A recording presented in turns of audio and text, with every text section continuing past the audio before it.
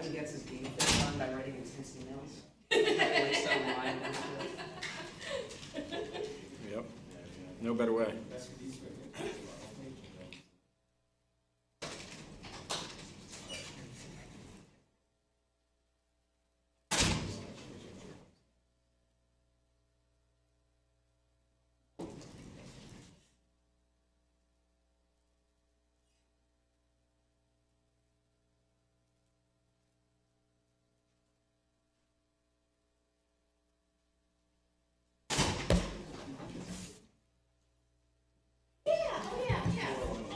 Yeah, I'm like so nervous, like completely nervous about it, just because, oh,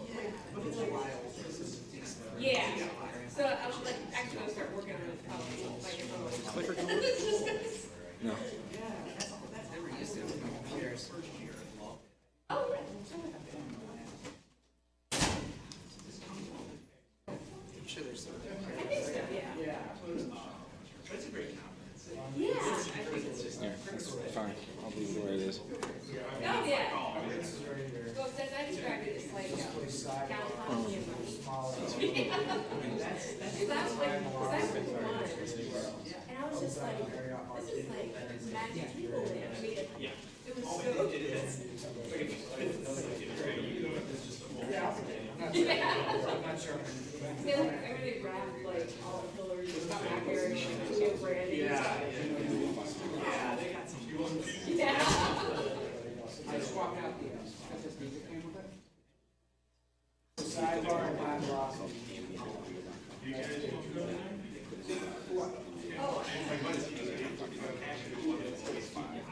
Yeah. I figured how much they got from me. It was like, yeah. Yeah. I could try that too. They were pretty almost like, well, they really, but they just like steam hard and like sucked all the oxygen out of the conversation for everything else. So, like, basically, yeah. You guys all set? We're set? I think so.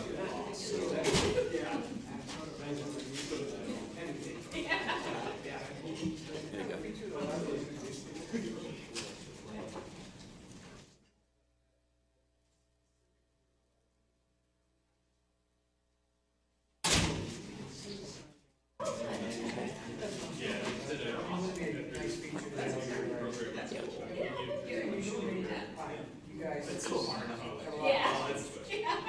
Yeah. Stuff you want through the Great.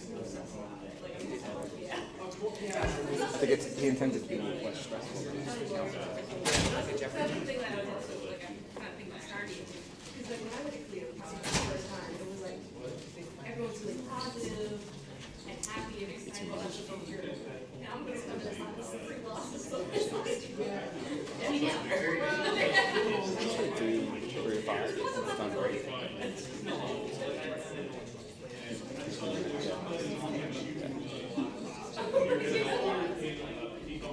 Yeah, that's what I got to tell myself. No one really tells me how.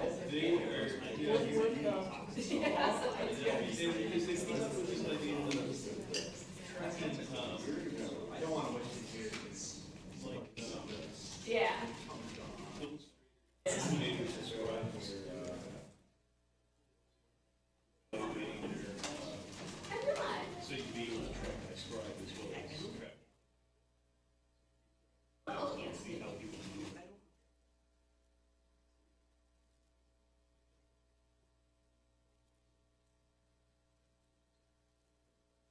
Yes. Okay.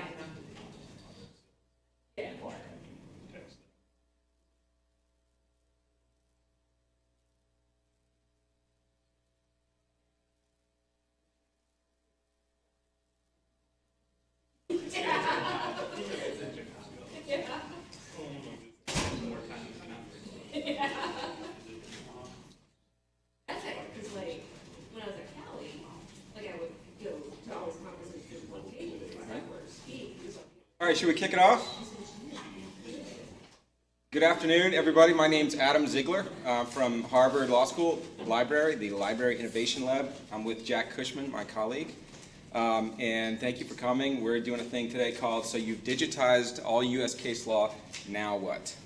First of all, quick introduction. The Library Innovation Lab is a small group at Harvard of lawyers, developers, librarians, occasionally designers, who all work together to kind of work at the intersection of law and code and libraries. And we have a lot of fun and build some cool things. And we're going to tell you about one of them, something you might know as Free the Law. But we've got some other projects. You can go to our website at lil.law.harvard.edu and see some of our other work. You may have heard of perma.cc. Hopefully, if you're in the library realm, law library realm, you're using perma, or your patrons are using perma. H2O is a digital open licensed casebook platform. The Nuremberg Trials Project is an effort to put the digitized versions of the original attorney records, evidence files, and things like that online from the Nuremberg war crimes tribunals, excuse me. And we've got some other cool projects that are very interesting. I invite you to go to our website, check them out. So today we're talking about the Case Law Transformation Project, also known as Free the Law. And if you haven't heard of it, basically what we are doing is taking Harvard's entire collection of U.S. state and federal court decisions in bound volumes, about 42,000 of them, and we're digitizing them. We're scanning them and eventually going to make them freely available online as machine-readable data. So what we're going to do today is we're going to spend a real quick 10 minutes or so walking through the project, introducing everyone to how we're getting from paper to XML. And then Jack is going to do some quick demos of sort of the ways we're starting to play around and think about the data, just to get our kind of creative juices flowing. And then we're going to open it up for an interactive session that's a little glimpse of kind of the way we try to do things in LIL. And we're going to invite a lot of ideas and participation to hopefully come up with some great ideas collectively to how we can best use the resulting data to advance research and education in the law. So here we go. Case Law Transformation Project. First thing we do, step one, find all the books. That is a very difficult step. All the books are not in the Harvard Law School Library. They are in a giant warehouse in the suburbs of Boston called the Harvard Depository. And it's quite an undertaking to try to find and retrieve all those books. We retrieve about 500 to 600 of them every week. They're delivered and shelved on this shelf. And we then take each book in hand. Our team enters metadata about every single one. Volume, publisher, jurisdiction, barcodes, all kinds of things that allow us to track these things all the way through. After we find the books and code the books into our system, we then chop them. And if anyone's squeamish, I suggest you avert your eyes right now. This is us chopping one of our books, and we do it at that speed. That is real speed. All of our people are very, very fast. So we take the binding off the books, and then we run it through something we call the guillotine, which is a heavy-duty machine chopper that chops the binding from the pages, loosens the pages so that we can run them through our high-speed scanner. Then we scan, and we have a high-speed scanner that does about 100,000 or so pages per day. It's got two cameras, so it takes both sides of the page at the same time as it goes through the belt. So it's about 100,000, a little bit more pages per day. We try to get 500,000 to 600,000 pages per week done. After we're finished with that piece of the process, we then preserve the original print materials by vacuum sealing them using a meat packing machine. And we have quite a few of those laying around. We then take those books and we ship them to a limestone mine, or a former limestone mine in Louisville, Kentucky, where they're available for the apocalypse if we need to reboot our system. So we do preserve the print. After we preserve the print, we then work on processing the files. And in a very quick nutshell, what that means is we send them up to AWS. Vendor does OCR, puts them in a standardized markup according to a schema we've defined, and also redacts headnotes and other editorial content for any books that are not in the public domain. We extract each case from each book into its own XML file. We also create ALTO XML for each page from each volume. And the ALTO gives you the coordinates on the page of each word. It also gives you an OCR kind of word confidence score for each word in the file. We also produce images that are redacted of, as I said, headnotes and other editorial content. So those are the three outputs, the case XML, the ALTO XML, and the images, the three main outputs. Where are we today? We have scanned, the light green is what we've scanned, the dark green is what's been processed. So we have scanned about 28,500 of the 42,000 books at this point. Those are the states. We've also done a huge amount of the federal volumes. And we've processed, it's probably around 10,000 or so today. Now let me talk really quick about our plan for access.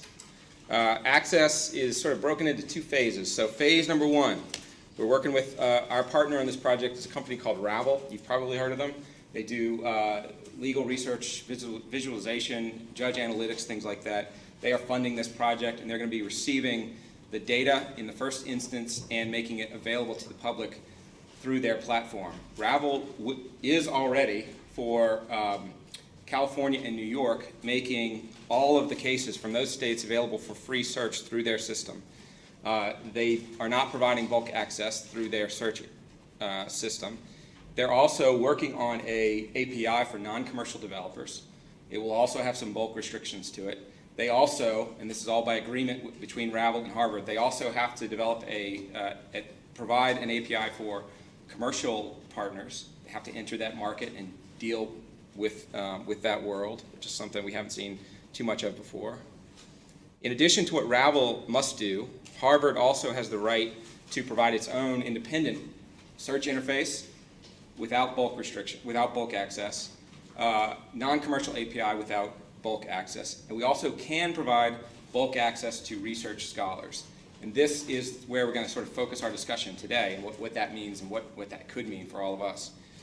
That's phase one of access. Phase two of access is totally unrestricted, free bulk access, coming 2024 or possibly before. And this is a big and interesting part of the project. We are saying through our agreement with Ravel to all the courts in the US that if you publish your court opinions in a digital first or born digital fashion, prospectively, authoritative, citable, machine-readable, that means your entire historical record of cases that have been digitized in this project become unrestricted and wide open.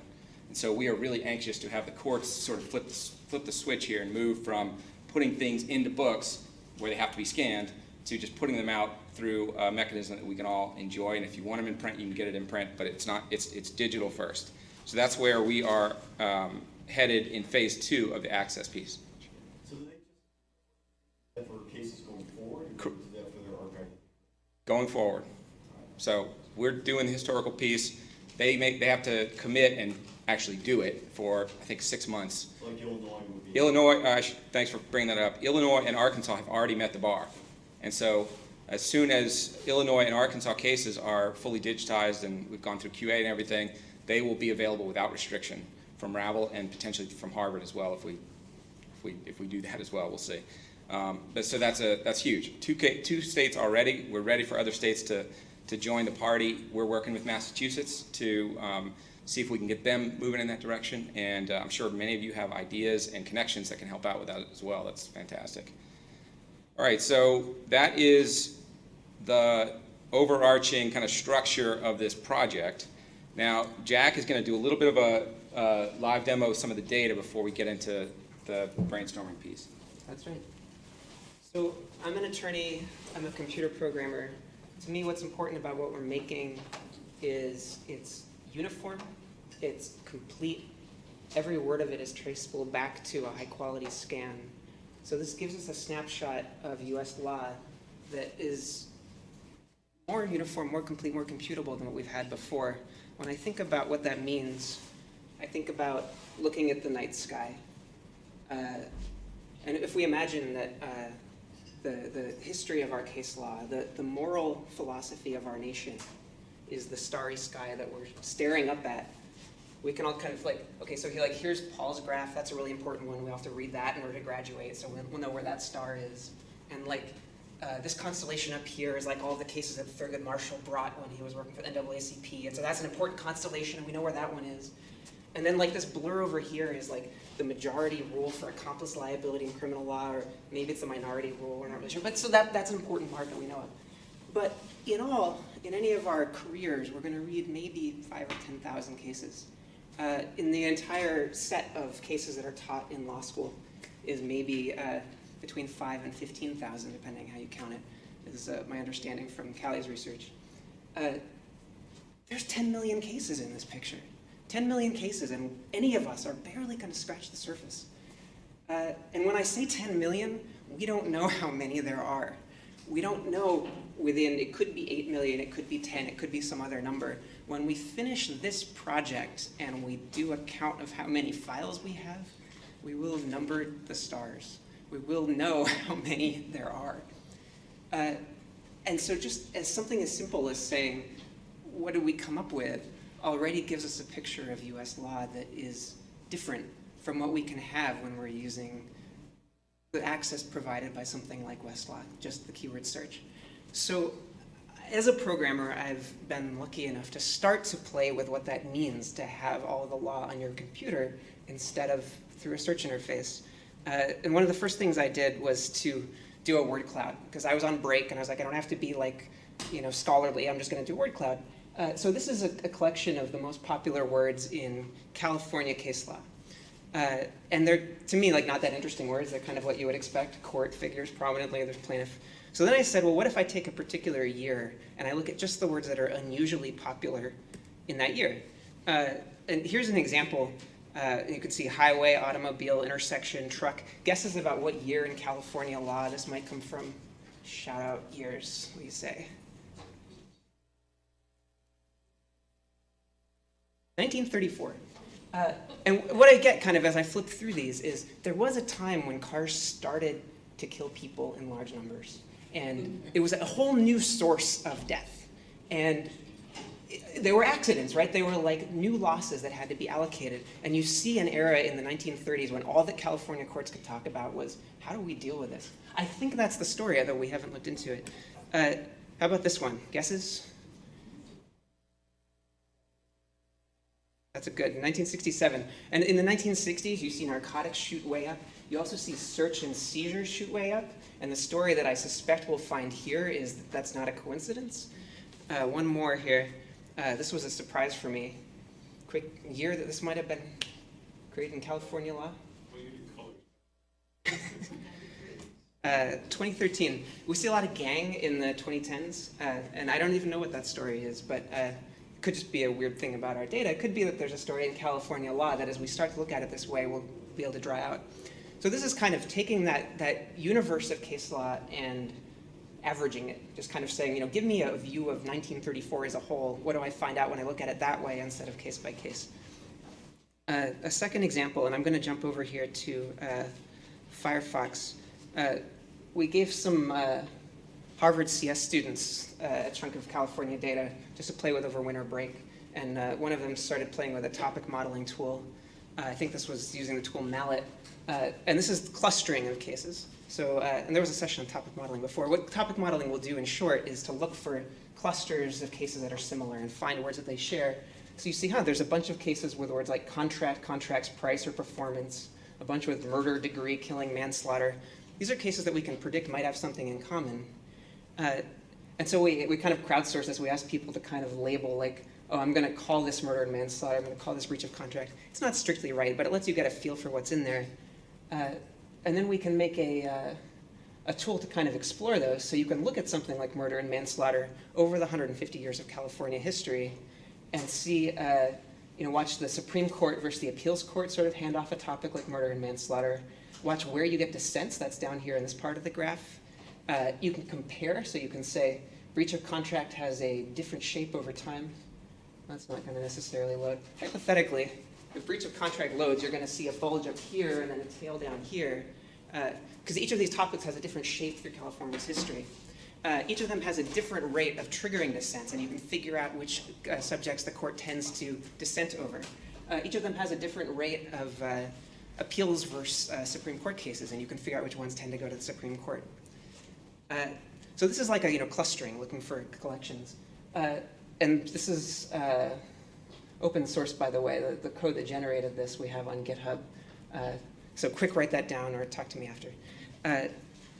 And then the third kind of general topic that I've been playing with so far, just scratching the surface here, is idiosyncratic searching. So things that are sort of like keyword searches, but that no one would ever write you a keyword search tool for, because it's too weird to ask for.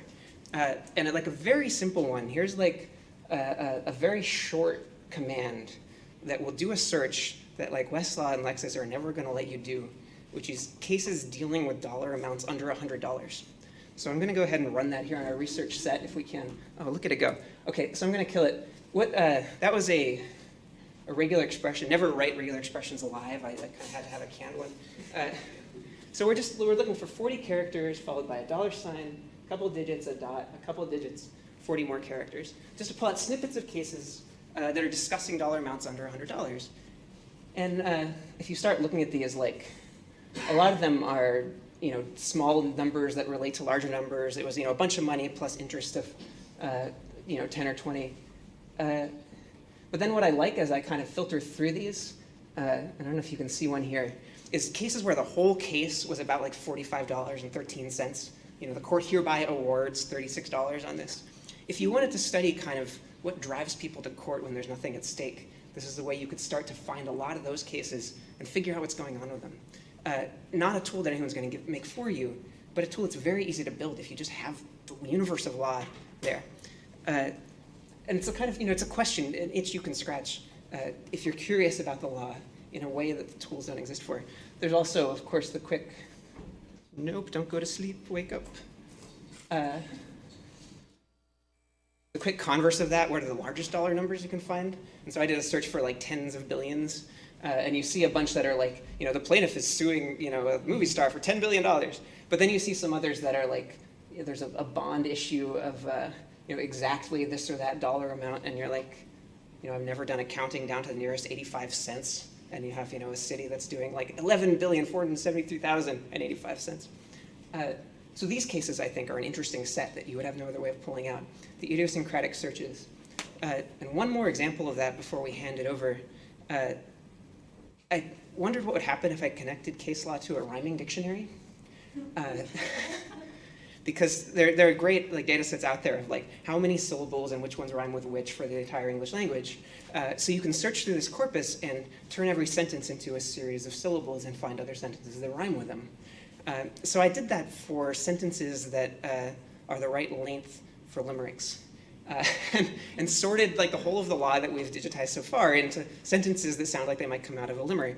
And most of them are horrible, I confess, but here's one that I tried a bunch before I got one I was happy with. He was of the requisite age. He stood in a car in the cage. Distributive shares and took her upstairs. See footnote on following page.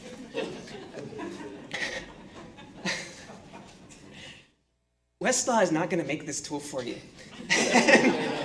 No one is going to make this tool for you. But if you have all of it, you can do it yourself. And it's a different way of thinking about the law and what it can mean and our shared history and what that can mean. I don't think this is the be-all, end-all of what we can do with this. What I'm trying to do is push some boundaries so that when we dream about what we can do with it, we dream a little larger. So those are my examples. And now we're going to kind of turn over into asking you to do some of that dreaming about what we can do with this.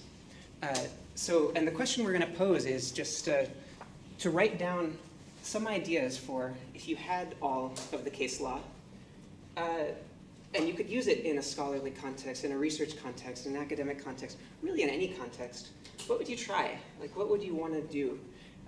We do this kind of thing a lot at the Library Innovation Lab, and so we hope we can also kind of model how this goes and ask you to participate and see why it works for us. We find it can be a nice high bandwidth way to get ideas on the table over having one person at a time talk to get everyone writing and then see what we came up with.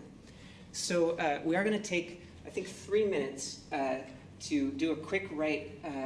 Before we start, you can see there's sticky notes that have been kind of spread around, so if you didn't end up too near one, ask someone near you to tear off half and pass those around. There's also there's pens. Did anyone not get a pen?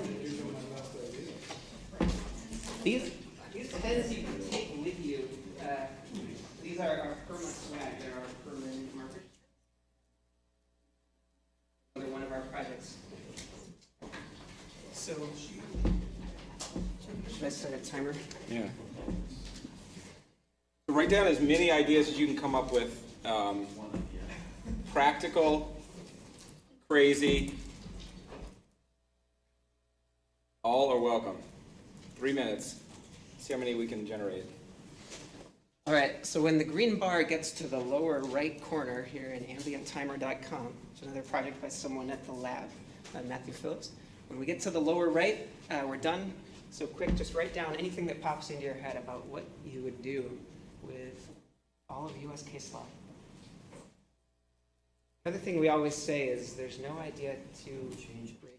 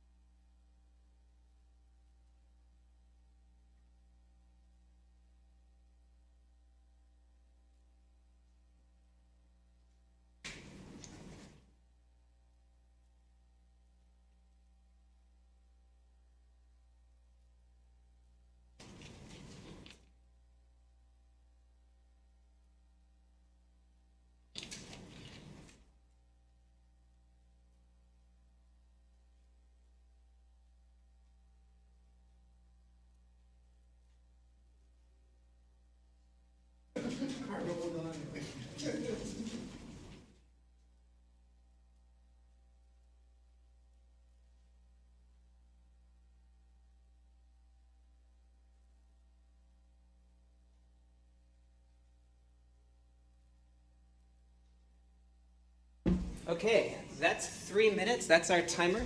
So what I'm going to ask next is if someone, maybe someone in the front row, can just nominate one sticky note at random. Doesn't have to be a good one. Just pick one and hand it to us. Right there. And you read it first. Yes. Familial relationships in a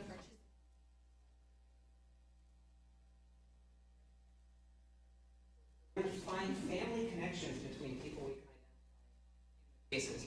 I'm going to go ahead and put that up here. Does anyone have an idea that was that idea or that kind of fits in a similar cluster? Yeah. I was trying to come up with ways you could find.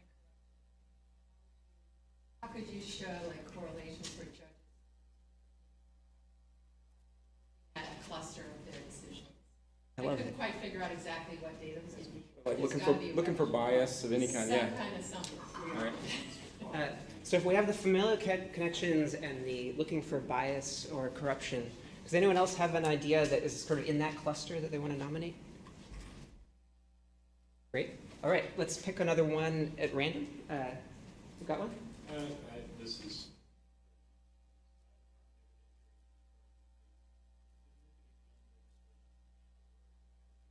I love it. So for the mic, violent crime plotted against gun legislation or other significant dates like mass shootings. Other stickers in that cluster? I pointed in the three directions. What I mentioned is like, I sort of was trying to think of the ways of seeing trends traveling through the states. So, you know, a piece of,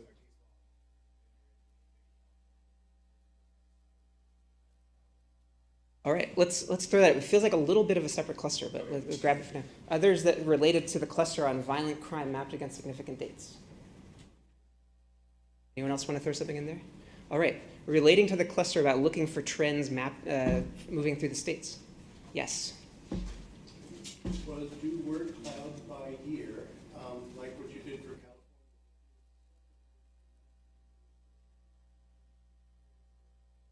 I love it. So compare word clouds for different jurisdictions in the same year and see what we learn about the way the different states were thinking. Others in that cluster, yeah. Sort of cluster. Trace attitudes of state and federal courts to international law over time. Mm-hmm. I love it. Correlating it with political movements and world events. Beautiful. So correlating state law over time with international events. Doing my best to catch for you. International law, particularly. Yep. Okay. Any other trends in doctrine? Different jurisdictions? I have like geographical breakdowns by types of cases.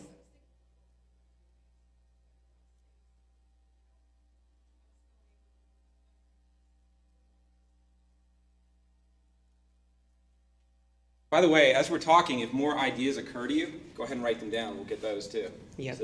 So you can keep coming up with ideas for sure. So we're looking to map demographics to the different kinds of cases that come up and see what those patterns are. This is All right, that's right. So this is anything that's published.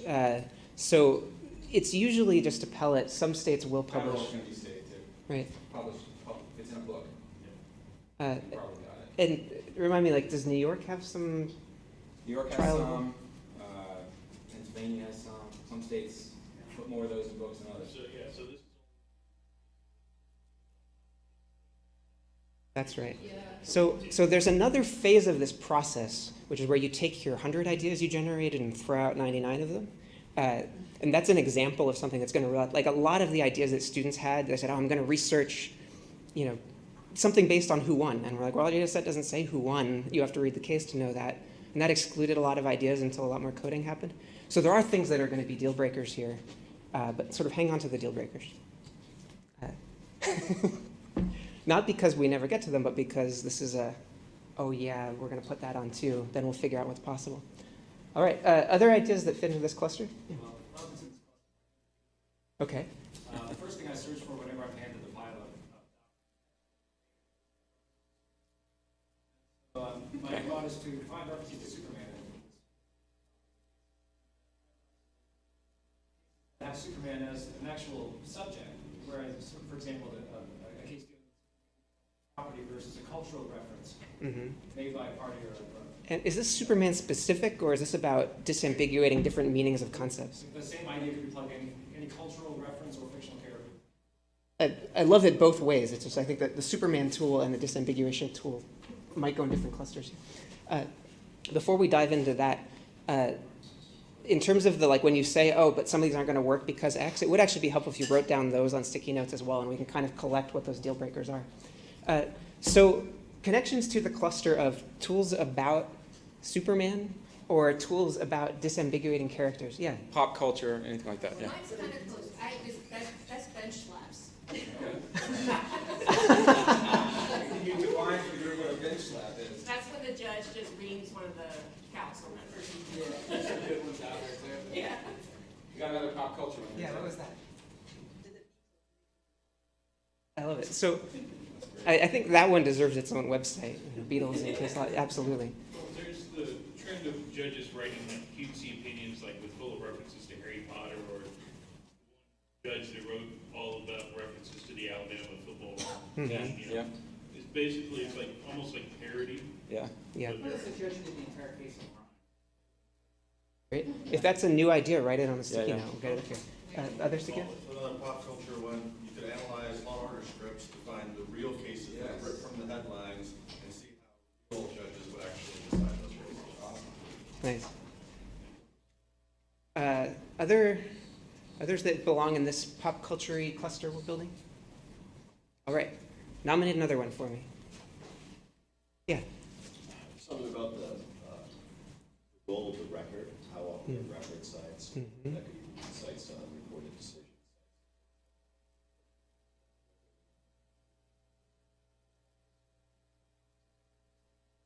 Yeah, so finding cases that rely on some sort of unpublished authority, whether that's the record or unpublished cases. A very simple one would be how many Yes. Yes. references, and I don't think we test this off of mallet, but how many are dead? Yes. Yes. That's an important subject, and one that we've published on at the Harvard Library Innovation Lab, of course, because it kicked off our PERMA-CC project for courts to archive the links they include, but very much in need of update and monitoring. So what cluster are we working on now? Remind me. Got one, record sites, relies Yep. on things outside of the sort of Yep. corpus. Others that are on the subject of like what courts decide to rely on. Great. Let's nominate another sticky note. They're all going up, so I mean, don't be shy. Most of them cite themselves. Judges that cite themselves, courts that cite themselves. Yeah, frequency Selfie of, sites. Yeah. frequency of citing yourself for sort of other people on the bench. Yeah. Well, similar to citation.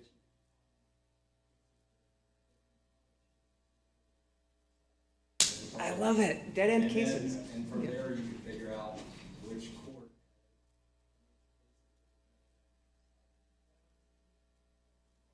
So you're looking for the least influential judges, for the people that never get to court, it's like, But that just raises a straight up question. Yeah. Is Ravel going to be doing the networking side? Yes. That's right. And they are going to be sharing that data with the public set, is that right? And that will Yeah, there's some agreements to exchange additional revision and corrections and things like that, but primarily Ravel's going to be working on that. That's a product that could be made out of the data if somebody wants to take a new look at that.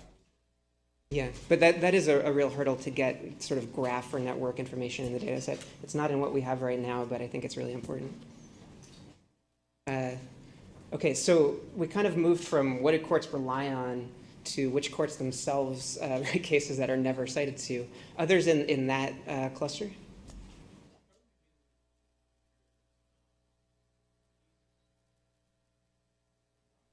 well, in the sense that, like, for example, the Supreme Court used to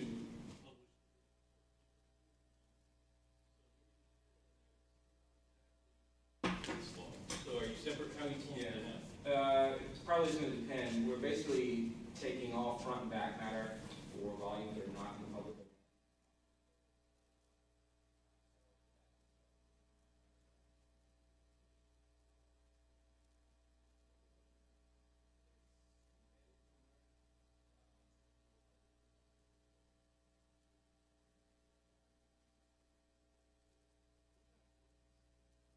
It's like, some case I can, there are lots of Supreme Court cases that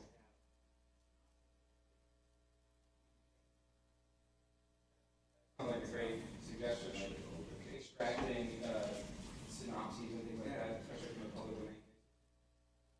domain. I think another broad research question is just can you mark up specific parts of a case and sort of know, this is a summary of the argument, this is from the brief, this is from the contract. Is this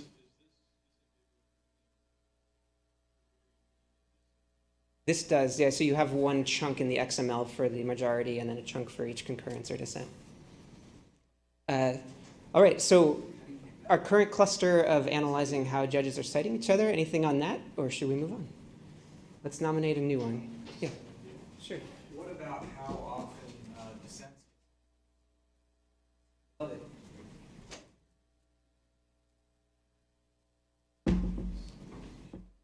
And I think that goes in that same cluster. How often dissents are themselves cited? Others that go in that cluster? Who wants to nominate a new one? Was there one over here? Yes. So related to something we were talking a moment ago about what will be in and isn't in the system. One thing that regularly irritates me about risk laws when I get to an opinion, where there's obviously, and I do property law, of a map, a survey, or occasionally a photo, but a graphical material not displayed. And it would be interesting to me at least to be able to do a search to find out which courts, when, have things like photographs, images, maps, surveys, drawings, and kind of correlate, has that changed over time, or is it geographically correlated somehow? Yeah. Subject matter correlated. So to analyze how courts use visual materials or other inclusions, yeah. Things other than written words. Yeah, and it's been on my short-term list just to find those and make fridge magnets or something out of them, but yours sounds more useful. Yeah. So this is actually just a question. Are you doing USBQ?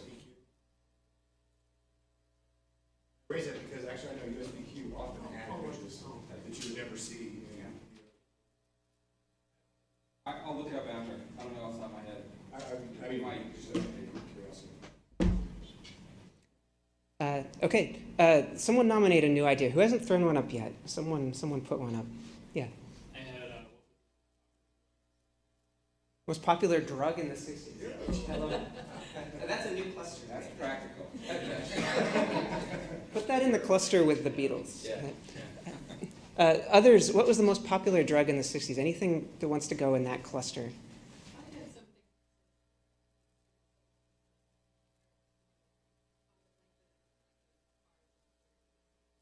An inflection point, right? So.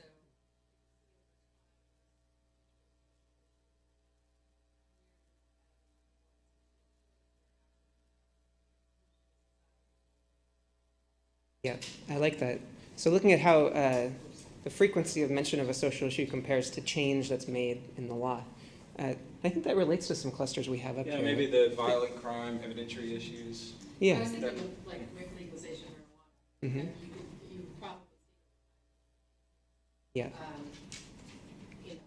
Great.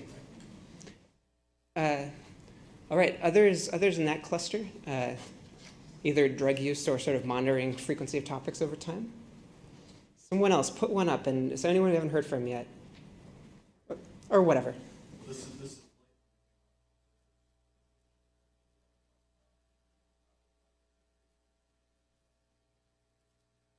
Great. So using topic modeling to create an alternative to the West Key system. Others in that area? A lot. All right. Same thing with anti. Yep. And I've had this idea for a while. I think you could find a term based on blacks, but blacks itself isn't Nice. All right. Is that two separate ideas? Are those both coming up? separate. Wonderful. I actually think Tom's idea, that's almost vital, because if you're just putting this up as free text searching, a lot of help for the uninitiated. Agreed. So And- you need that. A question we often get is, how much is Wes concerned about what you're doing? And so far they're not concerned, I think largely for that reason. So it's interesting to think about what the alternatives are to free text search. Sarah, did you have one in this group? And these are kind of related, like the first one kind of follows after Tom's, just find out if Wes tagged the cases correctly. That's one of my nightmares, that some attorney editor, just something slipped through the cracks and there's a perfect case out there for some topic. And then also just find Wes transcription mistakes. Nice. So check how accurate the other databases are. Is that? I think the first one of those is routine. Mm-hmm. Oh, yeah. It's a question of how often. Yeah. And there was the earlier session, right, on WeCite, on doing like a citator that's crowdsourced. And it's interesting to compare the accuracy of the official citators to the crowdsourced one. Neither of them are perfect, and to see if through analysis we could work out how accurate those are. All right, there's a lot of sticky notes out there still. But was there anything else on the idea of extracting a new law dictionary from quotations of Black's Law Dictionary? I thought that was really interesting. Her Beatles thing was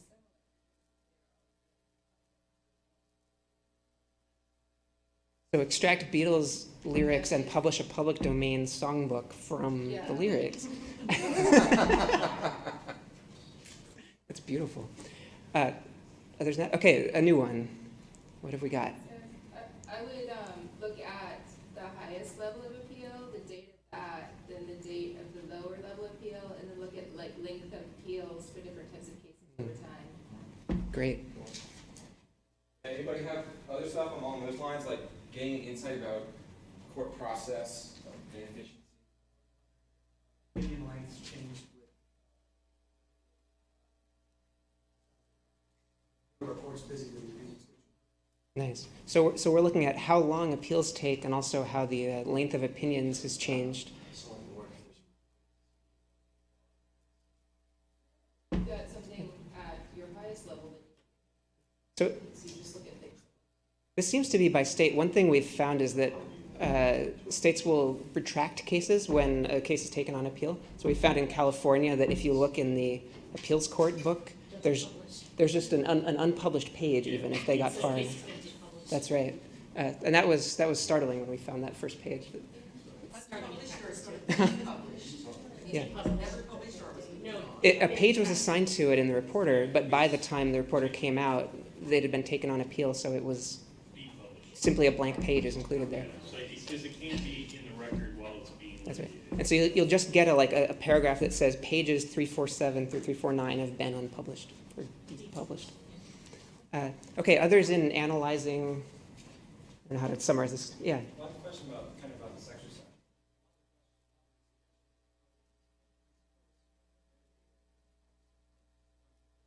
That's okay. Date of a file. That's right. So we have a set of metadata that is standard for everything we do. It includes the judge, the date, the party names, the attorney names, and the citation. I don't know if I'm leaving. Yeah. Beyond that, adding metadata is going to be a project that if you wanted to do a research project that depended on who won, you would have to either annotate yourself or teach a machine to do it reliably enough for your purposes. So I would say right now, entertain anything. Some of them are going to be more like just write the script. Some are going to be more hire a bunch of law students to spend a summer coding. Would your Mets ALTO be consistent enough to use all where images are? I think we actually have in the XML a label for where images are. Is that right? So we should be able to just extract those. We're thinking also of doing some image analysis of the actual scans, so we can extract like front plates and that kind of thing. Yeah.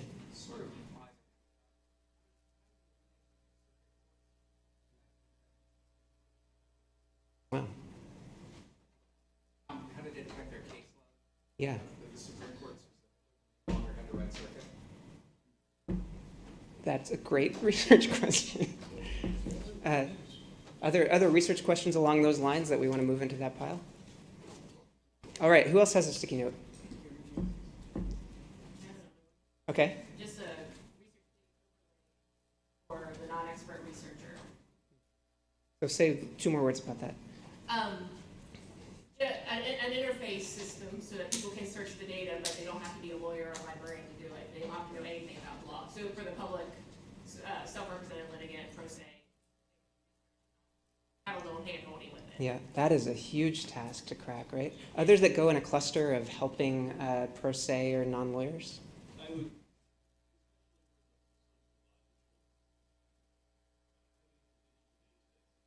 Like U.S. Census data, CDC information, graphic information that you can get.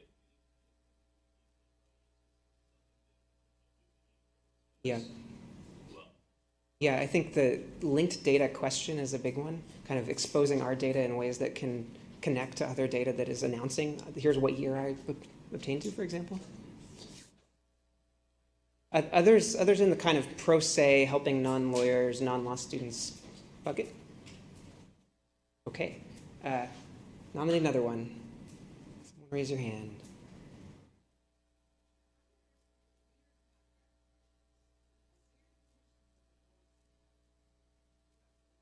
You know, you're only allowed to buy them with certain brand of cereal in it. Stuff like that. I love it. So weird custody provisions. Do you have any like search terms or something you would use? That's the, how do you define? Yeah, I've thought about using a spam filter for that because, you know, when you mark your email as interesting or not interesting, Gmail will learn that. If we got a bunch of law students to mark like interesting tort case, boring tort case, maybe we end up with a spam filter being able to find the really interesting ones. Yes, exactly, predictive coding. Yeah. So I think that's another of those low-hanging fruit. Maybe I'll get to it some weekend kind of things. Others in the category of weird contracts to detect. Yeah.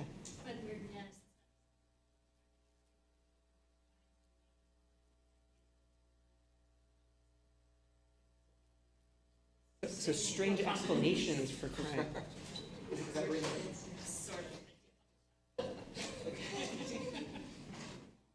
crimes blamed on phases of the moon. So the weird custody provisions and the crimes blamed on phases of the moon. Any more in that cluster? All right. Who's got another one? Someone is like, you've got a dumb one, and they're like, no, I can't share this, but share it. I don't think we can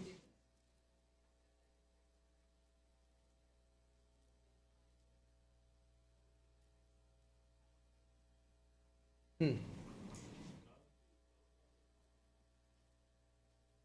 Way, like, I was just thinking, it's another social issue. Like, is there a way to kind of see that, you know, people who get public defenders get sort of short shrift in the courts?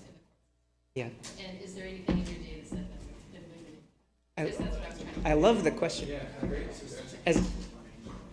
As a former court-appointed counsel myself, I think you'd find the reverse. But either way, it's a question worth asking. I'm not saying you're bad people, just maybe too many cases, you know. Right.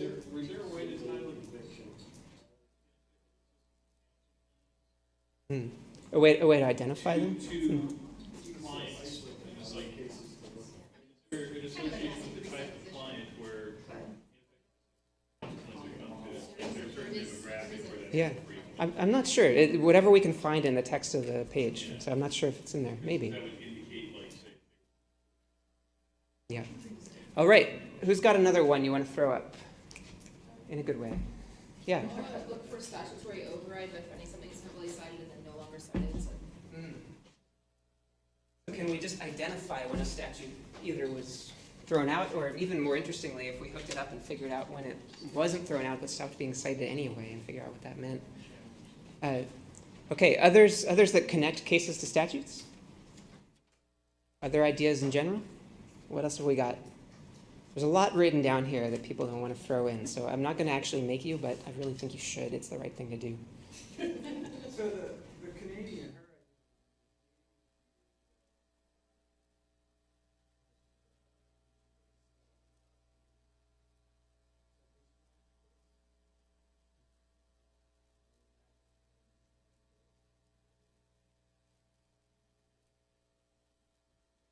That's right.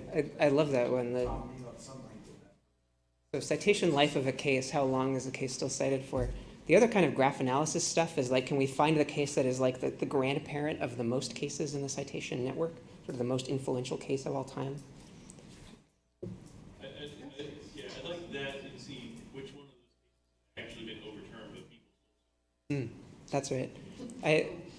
I think back on clerking and imagine the two lines of case law that like just never referred to each other and were inconsistent, and then attempting to make them come back together. Like, could we find those like cases that should be citing each other but don't? Anything else that people want to throw in? It's going to be your last chance, so consider anything else you want to put down. Yeah. all along this vein, it might be interesting to track, if it could be done, the degree to which courts cite out-of-state precedents as authority. My guess is that with increased professionalization and publication, the trend to cite out-of-state probably has increased to some degree over time. And I think it'd be interesting to see when and where and in which directions, what the evidence will. Yeah, trends of citing out of state. And I would also guess just being able to run a quick 50-state search has changed the frequency of that a lot. It might be hard to figure out how to pull that up, but I suppose possible. Yeah, no, I think once we have the graph, that shouldn't be a huge thing. Okay, so I hear you. You don't want to share the rest? That's okay. What we're going to do, we'll type all of this up, if you don't mind. We won't put your names on it, but we'll put it up on our blog, and we'll send out a link on the Slack or whatever channel we have. So to kind of collect like what the group was able to do. We have 10 minutes left. What I want to ask you to do next, and this is kind of the most participatory part, so if you want to leave, I won't look. What I want to ask you to do is like chat with a few people next to you in groups of 3 or 4, and pick one of these ideas and come up with like its best future. And then tell us the success story for your idea. So I know many of them you heard and you're like, oh, that could never work, that's not important. But tell us, like, since this worked, here's the New York Times article we got to publish. Corruption found in X district. Here's the ABA Journal article we got to publish. Whatever the outcome is, chat with a couple people next to you for the next few minutes and come up with, like, here's our success story for one of these ideas. And this is part of where we go from the broadening of ideas down to the narrowing. So I want to ask you to talk to the people next to you, narrow down on one idea that you can see really working, and tell us the one-line headline for why that worked.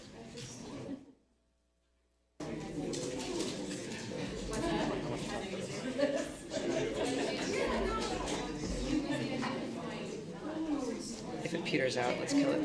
So here's the last thing. Oh, yeah. Probably word on the wrong side of the thing, but I'm trying to figure it out.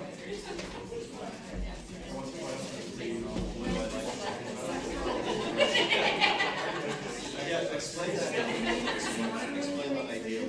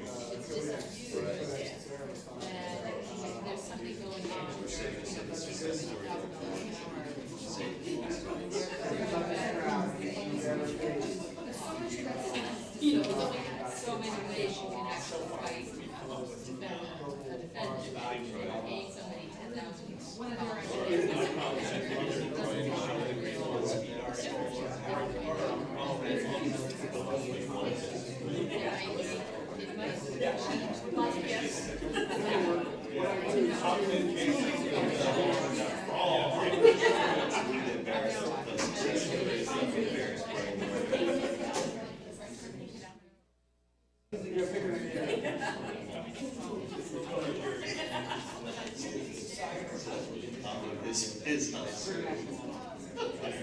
Could make it personal to do like that.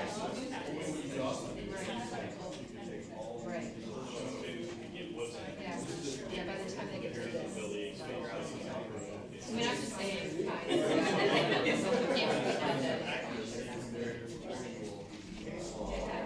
What about the church?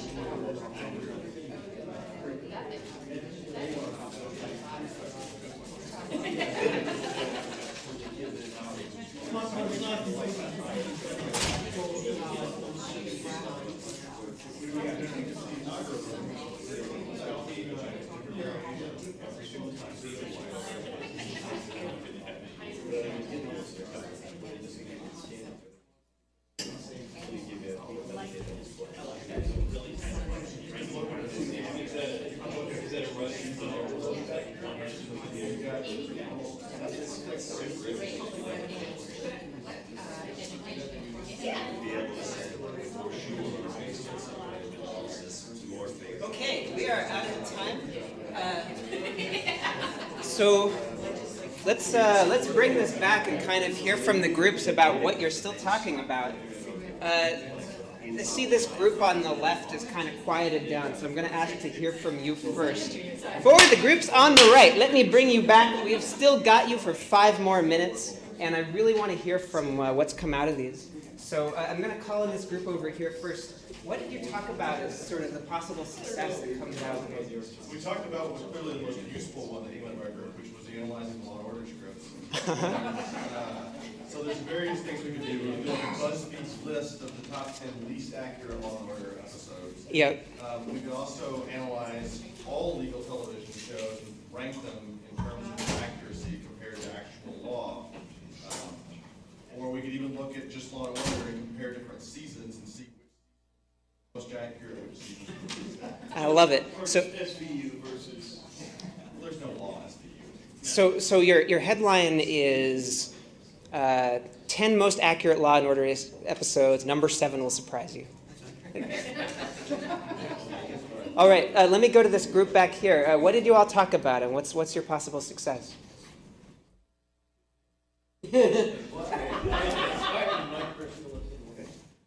My question had nothing to do with this stuff. My question had to be, when you're giving out the data to everyone in 2024, what sort of scans, what resolution scans have you been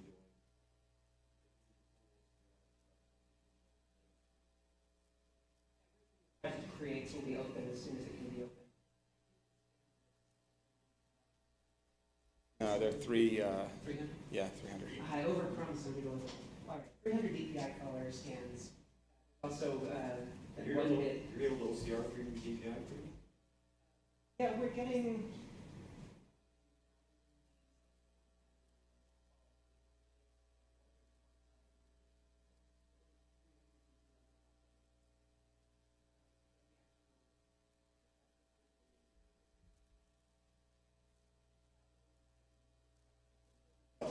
Because the machines don't always tell you what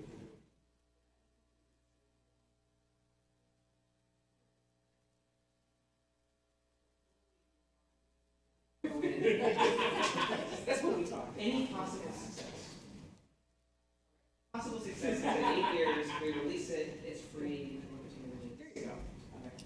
The New York Times article. If you want to see some, also just chat with me after. We can Well, I mean, as far as that's concerned, I think the thing we talked about.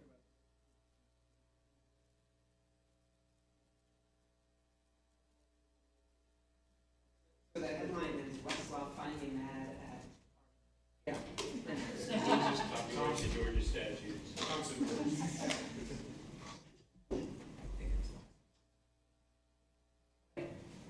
go to this group. What do you all talk about?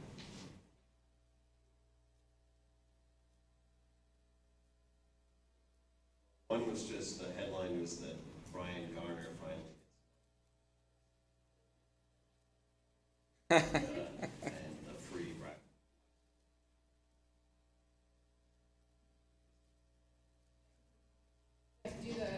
We'll like the free public domain Black's Law Dictionary, find like cited by a court or define or definition of Black's Law Dictionary cited by a court. Just make like a dictionary where you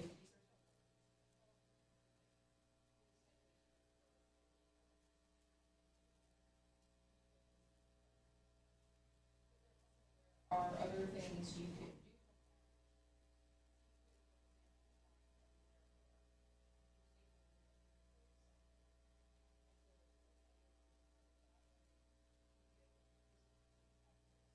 Find like, you know,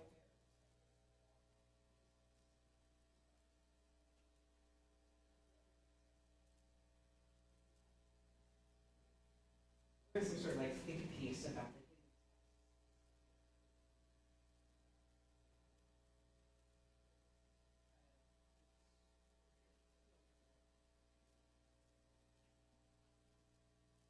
correlations.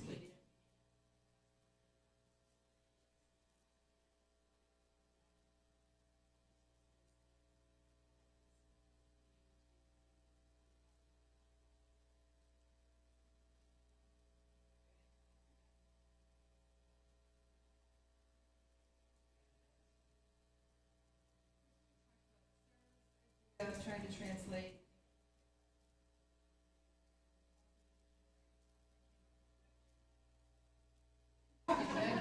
Do their own stuff. Yeah. And everything's The answered. is already there. Great. Yeah, headline right. All right. Well, thank you so much for taking that time, for feeding us all of these ideas. We are going to write them up, and we'll share that with you all. Also, if one of these sparked your interest, as Adam said, we can share this research set for research purposes. If there's research you're excited about, come talk with us. If you just want to see a little more, I'm happy to kind of do some more demos or dig into the data a little here on my laptop. And of course, we're always happy to talk about anything else that you're curious about. Anything Yeah, for sure. Any follow-up questions, technical questions, come talk to us. Look us up after the fact. Happy to talk as long as you want about that stuff. Okay. Thank you so very much.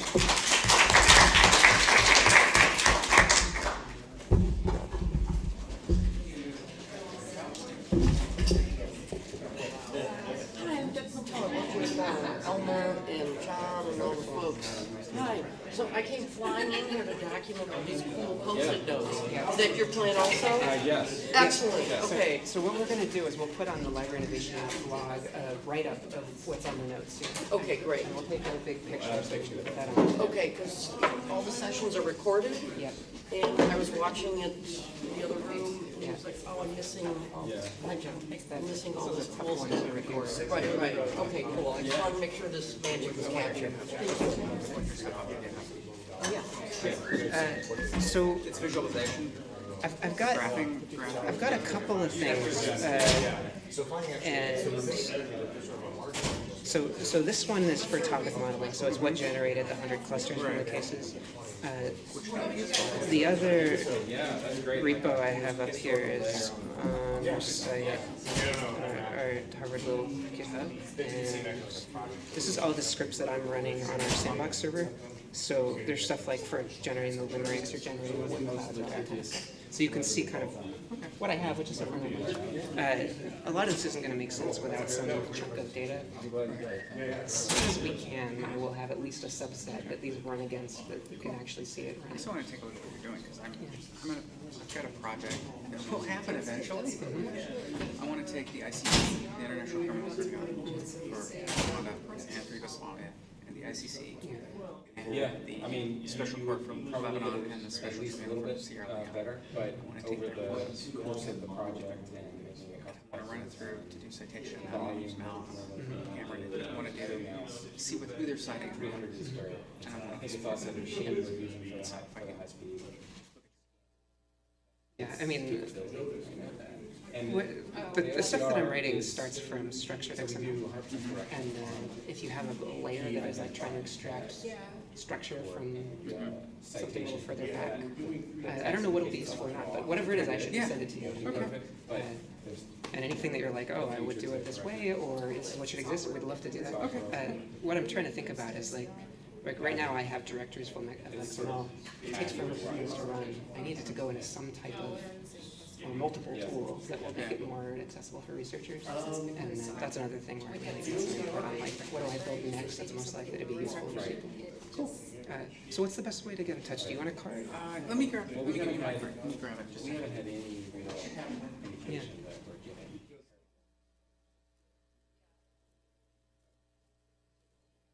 It's all about trade-offs with possible speed. It'll be an effort. I think having every word mapped back to an image means that like, to whatever extent it's not right now, we don't have to go back to books to make it right. To always be able to see both the HTML or whatever and the original image. I've never seen a project actually using that sounds good.